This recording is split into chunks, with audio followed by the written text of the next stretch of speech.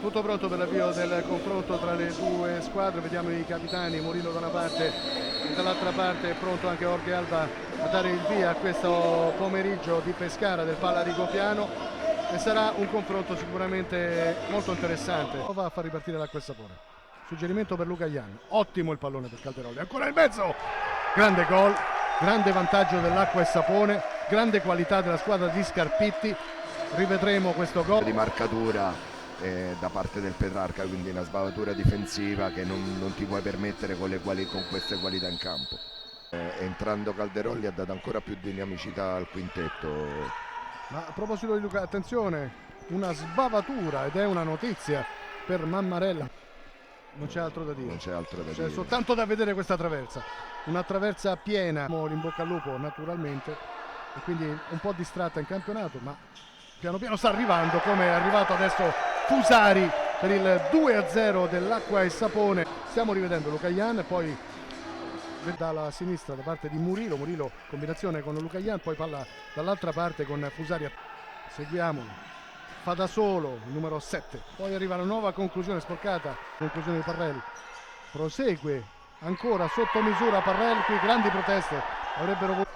Molto nervoso il numero 3, diciamo da play, e infatti gli ha dato merito perché tanto diamo merito a Misael con questo gol, questo sinistro che porta a 3 le marcature dell'acqua e sapone, si porta sul 3-0. Adesso è arrivato Misael. la maturità di questa squadra è proprio questa, magari una situazione più facile. Grande azione adesso con Boaventura, l'assist per Parrella, il 3-1 del Petrarca Padova. Stiamo riapprezzando ancora l'assist del numero 29, Boaventura per Ghi. Ci ha abituato a grandi cose.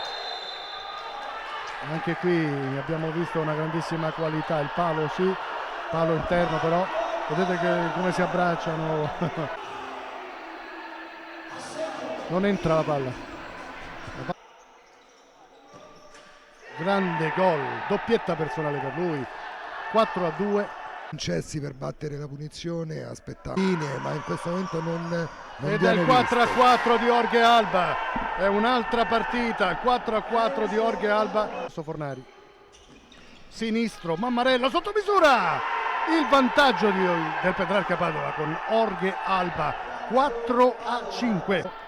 Ha completato completamente appunto ha ribaltato completamente la situazione il Petrarca Padova dal 4-1 di fine primo tempo. Il tocco, e allora sotto misura arriva questo delizioso tocco di Oselito, 6-4 Petrarca Padova. La sorpresa si sta dell'acqua e sapone, diciamo 12. Murillo e poi la grande conclusione di Ghi e Bastini.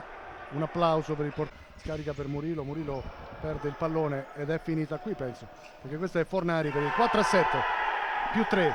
Fornari che va a festeggiare con il presidente del Petrarca Padova. Gol di Fornari, gol importantissimo, io direi oltre che per il Petrarca Padova proprio per il campionato. Pallone ancora in avanti, attenzione a Fetic che deve andare a cercare di salvare una situazione difficilissima a casa dell'acqua e sapone, un'acqua e sapone che ha subito 4-1, adesso siamo sul 4-8, arriva il gol di Luca Ian, quello del 5-8 attuale. Vanno dati i meriti anche al Petrarca di essere stato in partita. 8, la sorpresa della giornata, dopo 9 vittorie consecutive si ferma l'acqua e sapone che rimane quindi a quota 27 in classifica.